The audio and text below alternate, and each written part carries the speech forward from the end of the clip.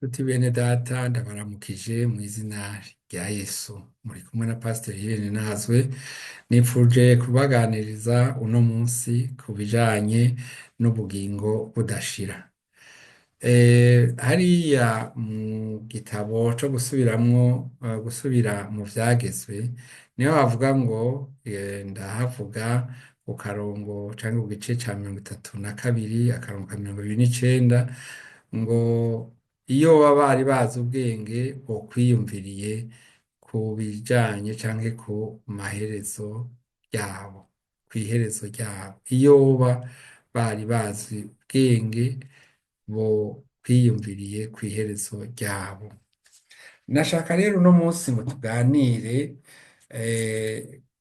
ku myitwarariko tukunze kugira kubera ko hari abantu benshi mu buzima hari ibintu vyinshi turiko turitwararika ariko si vyose bifise akamaro kuko ubwa mbere ntawuzi ibizoba ejo, ntawuzi ibizoba ejo. Intumwa ya Yesu yitwa Yakobo niyo ibitubwira neza hariya mu gice ca 4 ngo ntawuzi ibizoba ejo. Umve rero yemwe abavuga ngo uyu munsi canke ejo tuzoja mu gisagara c'inaka, tuzomarayo umwaka tudandaze turonke inyungu, ariko mutazi ibizoba ejo. Ubugingo bwanyu ni nk'iki? Muri umwuka uboneka umwanya muto ugahava uyongayonga, ariko mwari mukwiye kuvuga muti umwami wacu niyabikunda tuzoramba kandi tuzokora dutya canke dutya. Yamara none mwirata ukwihayagiza kwanyu, ukwirata kwose bene uko ni kubi. Nuko uwuzi gukora neza ntabikore bimubera icaha. Uwuzi gukora neza ntabikore bimubera icaha. Mbega umuntu vyomumarira iki kugira ubutunzi bwose bwo mw'isi ariko akakwa ubugingo budashira, akakwa ubugingo bwiwe? Ayo majambo ari muri Matayo 16. Nagomba ndabibutse, Yesu twakiriye ubwami bwiwe si ubwaha kw'isi. Yesu twakiriye twizeye ubwami bwiwe si ubwaha kw'isi. Niko yishuye Pilato ariko aramudedaguza, aramubwira ati ubwami bwanje si ubwaha mw'isi, si ubwino. Nabonye amajambo akomeye ari mu gitabo ca Daniyeli igice ca 2 n'igice c'indwi, niho dusobanukirwa neza ubwo bwami buvugwa. Muribuka yuko umwami Nebukadineza yaragize inzozi zamuteye ubwoba, ahamagara uwuzimusobanurira. Turasoma rero ingene yazisobanuriwe hakoreshejwe umukozi w'Imana kugira musome. Imana imenyesha Daniyeli izo nzozi, nuko Daniyeli aja iwe abimenyesha bagenzi we Hananiya na Mishayeli na Azariya. Daniyeli asobanurira umwami inzozi ziwe. Nuko Ariyoki, uwo yari umukozi w'umwami, aca yinjirana Daniyeli amushikiriza umwami, aramubwira ati mbonye umuntu wo mu bagurano b'Abayuda arakumenyesha uko izo nzozi zisobanurwa. Umwami abaza Daniyeli ariwe Baruteshaza ati mbega ushobora kumenyesha inzozi narose n'ingena zisobanurwa?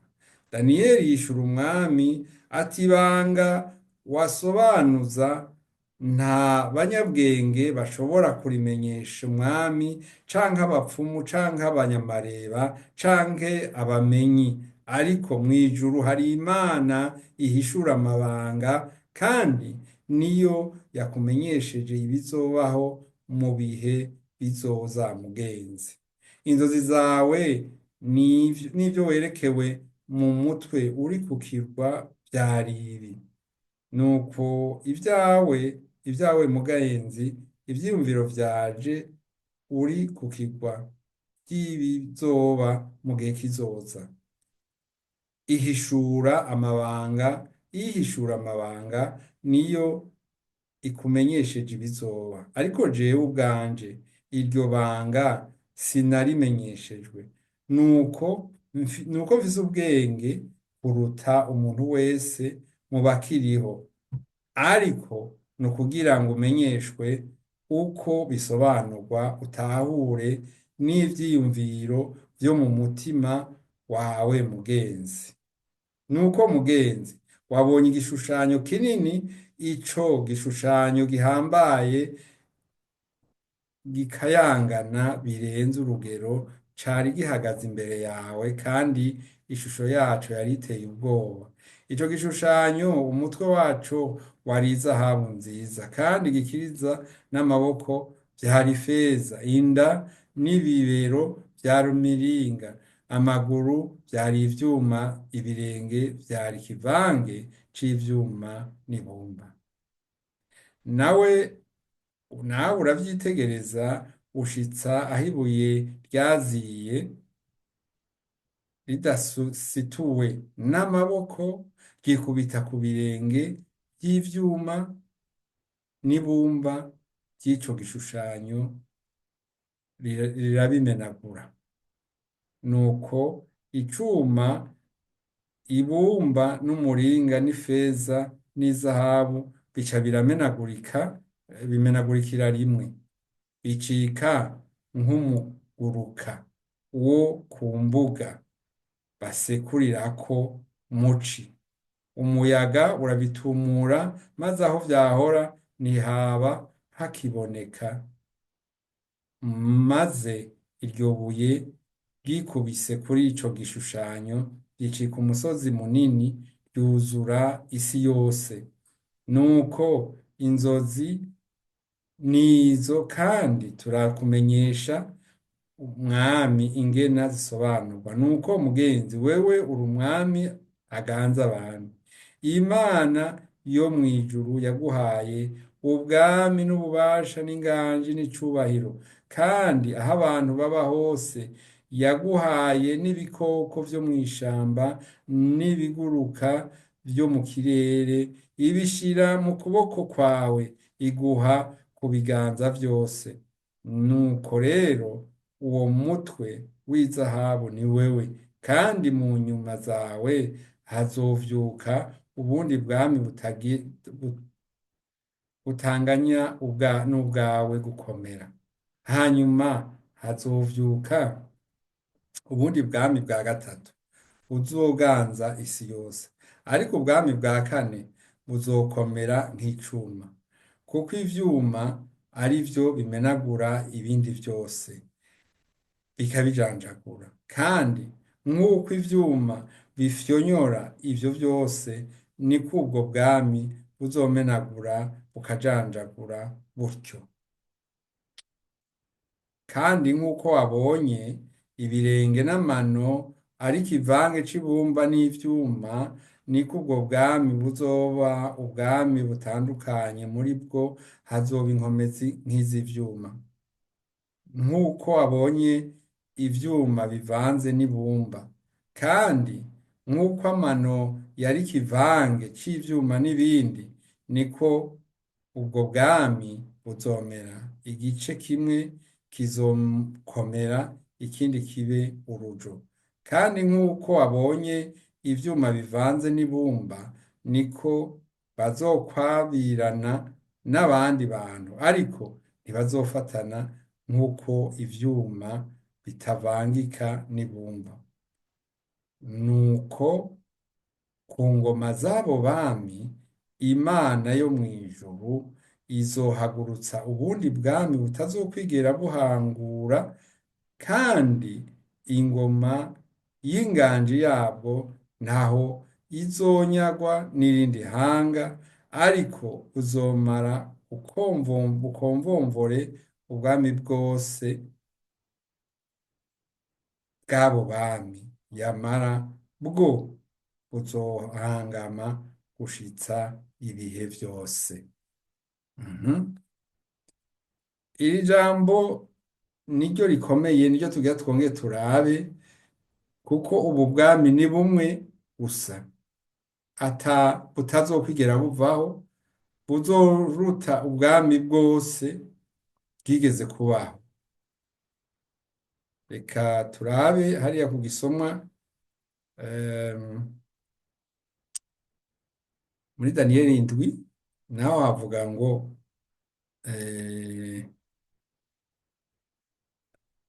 duhere kuri 13 ngo, kandi mu byo neretswe mu ijoro nagize ntya mbona haje uwusa n'umwana w'umuntu azananye n'ibicu byo kw'ijuru, aza kuri wa wundi wa mbere na mbere baramumushikiriza, aca ahabwa inganji n'icubahiro n'ubwami, kugira ngo amoko yose n'amahanga n'abavuga indimi zitari zimwe bamusabe.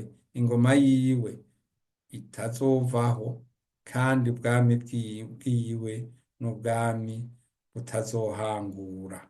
Haleluya. Turi mu gihe ata bantu bagisigura ivy'ubwami bwa Yesu Kristo. Ubwami bwa Yesu Kristo ntiburi ngaha kw'isi nk'uko benshi babibona. Ego murabizi, mu mashengero sinovuga ngo ni yose, ariko hari amashengero yitwa umutahe. Nigeze kumva ejo bundi ngo hari umuntu adafise no kwizera kwa gikristo, ngo yamye arondera yafata agakota amashengero. Murazi ko mu bibanza bimwe bimwe amashengero atari bene kuhasengera baba barayubatse, baba bakose. Rero uwo muntu yarakotera ishengero abantu b'abakizwa b'abakristo, abo nabo bakamenya ingena baca baza baramuhemba uko batoje amashikanwa, ko batoje ibigira cumi. Nashaka ndakubwire yuko Imana yacu twebwe twakurikiye, twagaragarijwe muri Yesu Kristo.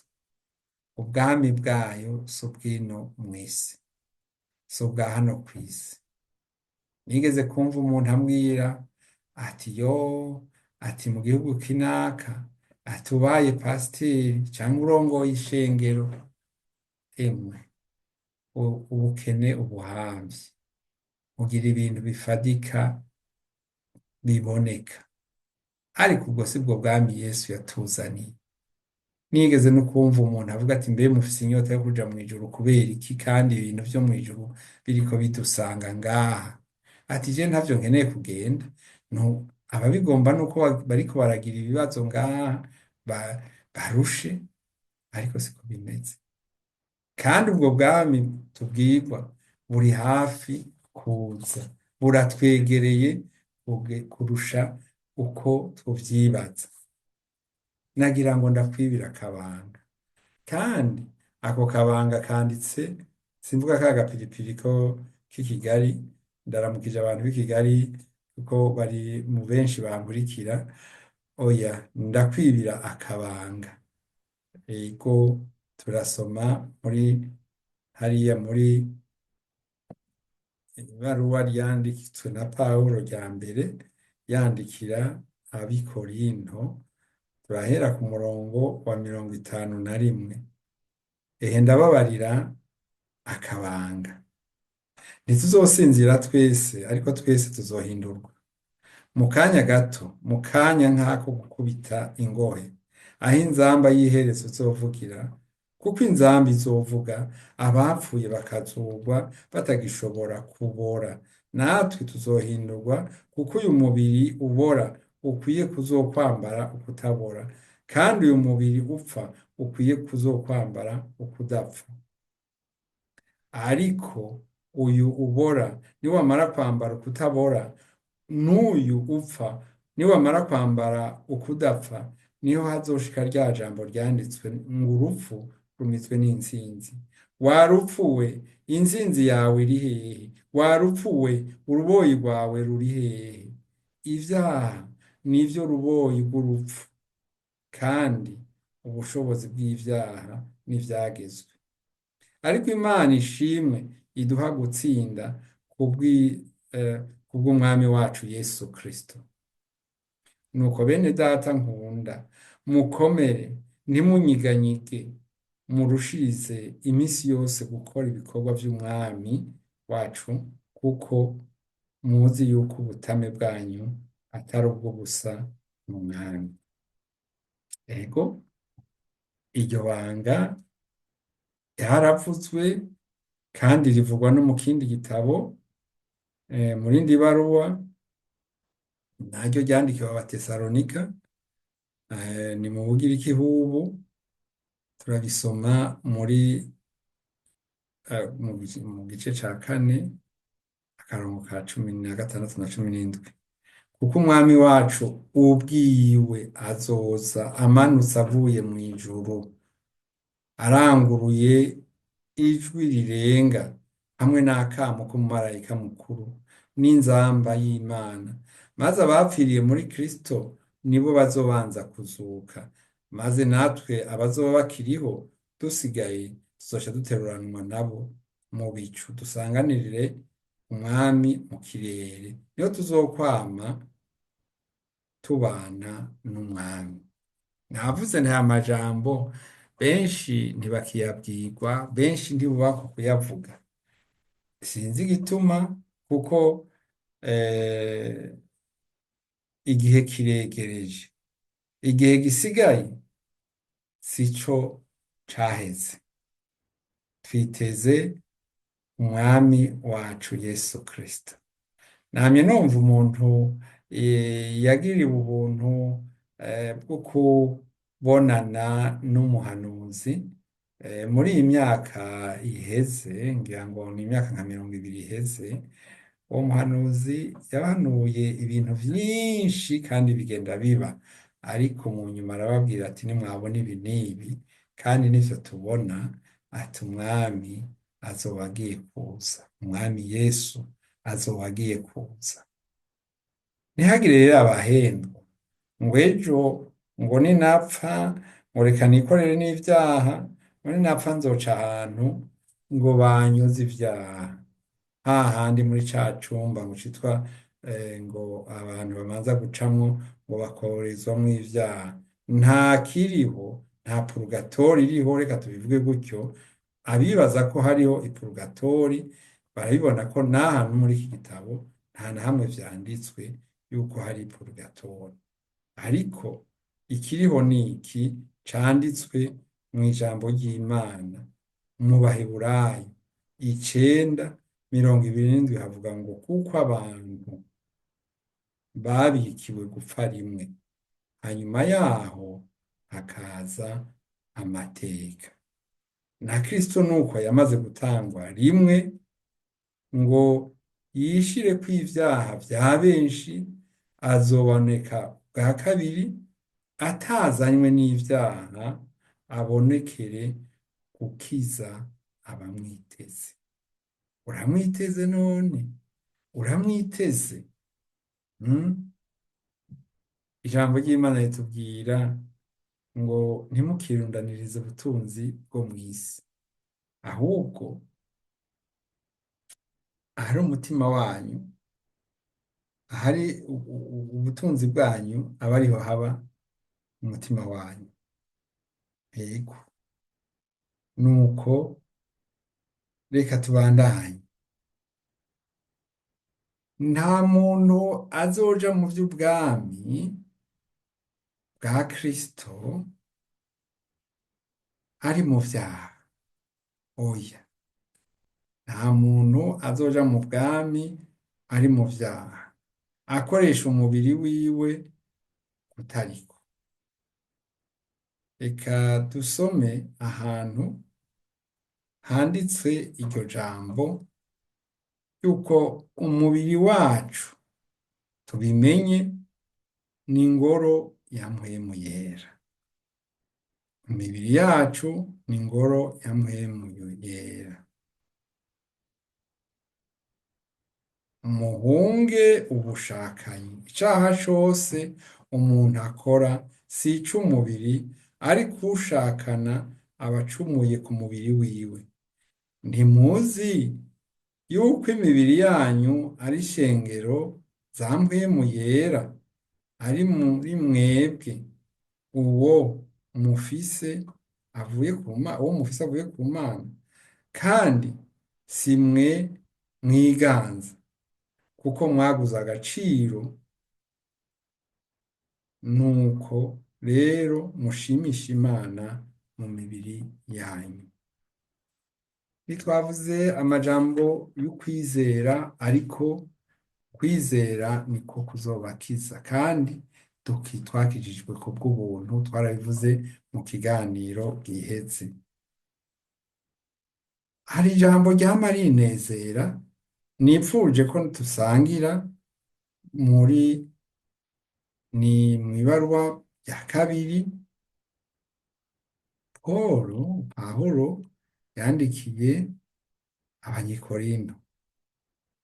Hariya mu gice ca gatanu turasoma ngo, turazi yuko inzu y'urusago yacu yo kw'isi niyaramuka isambuwe, dufise inyubako iva ku Mana, inzu itubatswe n'amaboko itazoshira yo mw'ijuru. Kuko tunihira muri uru rusago twipfuza kugwambikirwa ko inzu yacu izova mw'ijuru, namba tuyambaye tutazosanga twambaye ubusa. Kuko twebwe abari muri uru rusago tuniha tumerewe, si uko tugomba kwamburwa, ariko tugomba kwambikirwa kuri rwo, ngo igipfa imigwe n'ubugingo. Kandi iyaturoranije ubw'ico nyene ni Imana, iyatugwatirije mpwemu. Nico gituma na ntaryo turinda mu mutima, kandi tumenya yuko turi iwacu mu mubiri, tuba tugereye kure y'umwami wacu. Ubwo tugenda turongowe no kwizera, ntiturongorwa n'ivyo tubona. Egome turinda mu mutima, kandi ico turushiriza gukunda ngiki, ni ukugerera kure y'umubiri, tukaba iwacu ku mwami wacu. Kandi nico gituma tugira umwete wo kumunezereza iyo turi iwacu mu mubiri, canke iyo tugerereye kure y'umubiri.